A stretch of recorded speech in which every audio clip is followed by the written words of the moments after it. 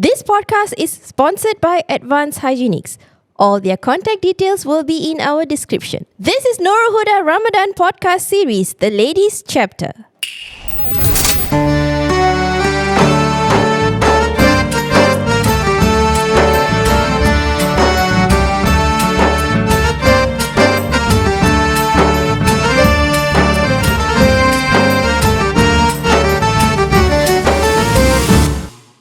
Okay Ustazah, kita berbual pasal control feelings, control desires, and we have talked so many things. Ada tak bila kita control feeling ataupun control desires kita, benda-benda yang dosa we can't do in Ramadan? Yes. Okay.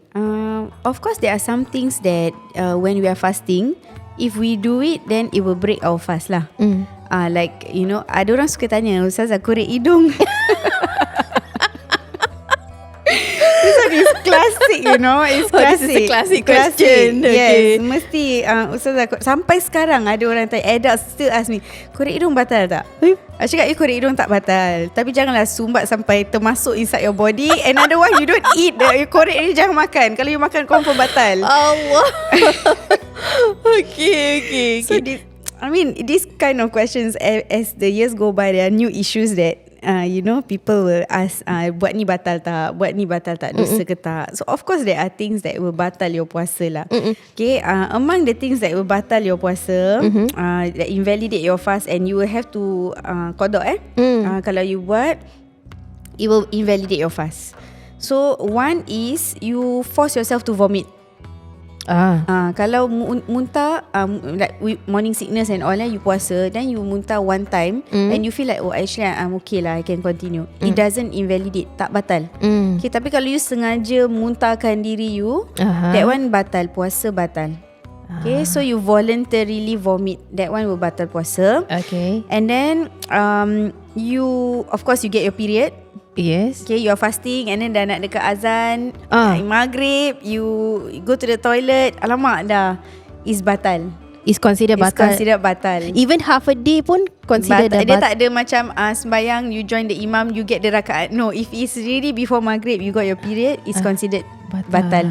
Sebelum maghrib, so that one whole kira wasted lah. It's not wasted because you are still rewarded. You make the intention to puasa, and you already actually you did puasa, you didn't eat and drink. It's just that it's not counted. You have to replace, but pahala dia ada. You know, ada pahala. You struggle, you puasa lillahi ta'ala, you dapat pahala. Tapi when the period comes out, it's batal. Okay, that's for the ladies lah. Okay. Satu is you become crazy, like you jadi gila. Bukan buat-buat gila, and bukan I feel crazy. No, it's really maybe you have a mental condition that you lose your mind, you lose your sanity. Okay, because people who are insane are not obligated to puasa. So if a person falls into the category of, doktor kata memang dia hilang akal, then the puasa batal because they don't know what they are doing anymore. Okay, that one. Then pengsan. Suddenly pengsan, you lose consciousness. Okay, you lose consciousness for a prolonged period of time. That one also, you dah tak conscious, means you are not fasting already, batal. Okay, and then you mabuk sampai you are not yourself. Okay, you don't know right and wrong. Dia bukan gila tapi dia macam dah, how to say, it's like dizzy until you cannot think. Okay, you cannot think straight lah, but not to the extent of insanity. Okay, that one batal. Okay, then there are two things that that will also invalidate puasa. One is you masturbate. Okay, in the daytime of Ramadan, you masturbate, or you have hubungan seks dengan your wife or your husband. Okay, in the daytime. Okay, this will batal.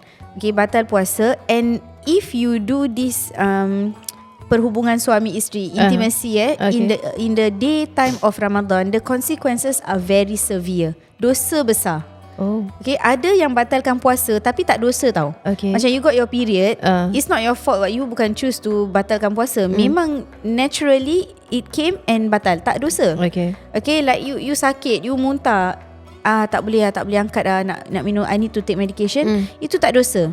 Tapi when you purposely have intimate relations with your spouse in the daytime of Ramadan, it not only batal puasa, it is dosa besar.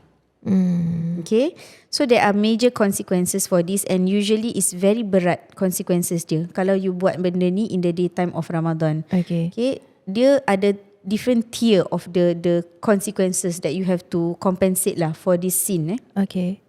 Oh, it's considered a sin.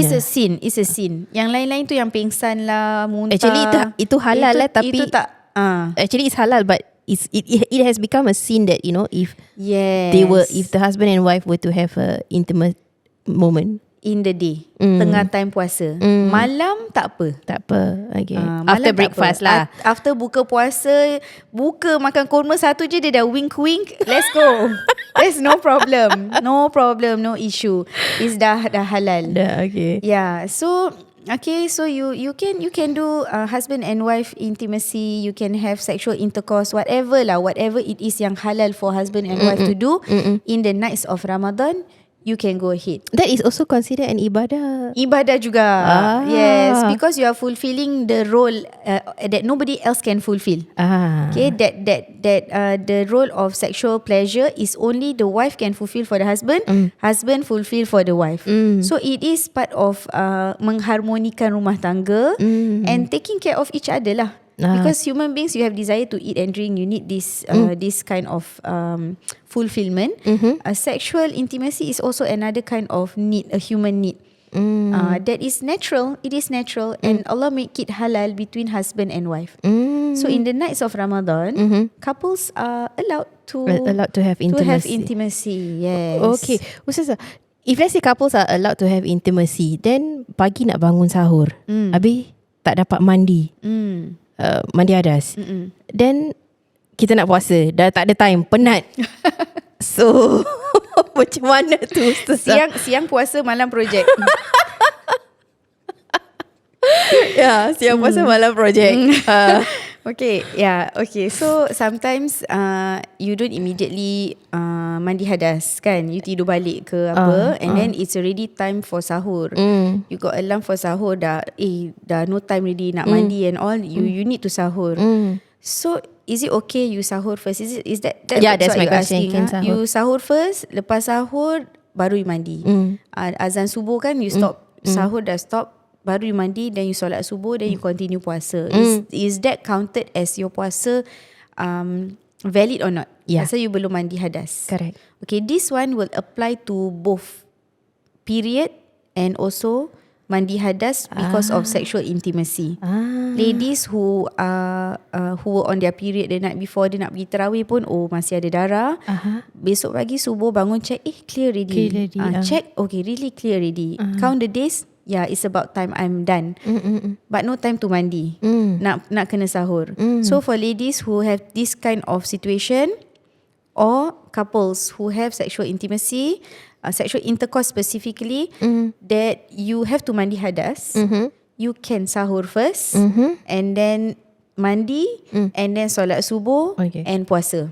Okay. So there's no excuse, alamak semalam penat, banyak projek, tak sempat, tak puasa. This is really very easy, Ustazah, because I mean, even I don't know our listeners, but I mean, this is something which you have actually highlighted, because I don't know this fact. Yeah, so can even if you lambat mandi, janganlah sampai dah naik terbit matahari pun subuh tak solat. You know, this one you cannot lah.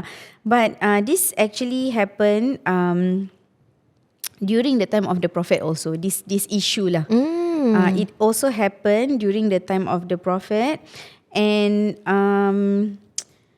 Allah will pardon. These things are not sinful. Okay, and you can continue to fast even though you lambat mandi. This podcast is sponsored by Advanced Hygienics.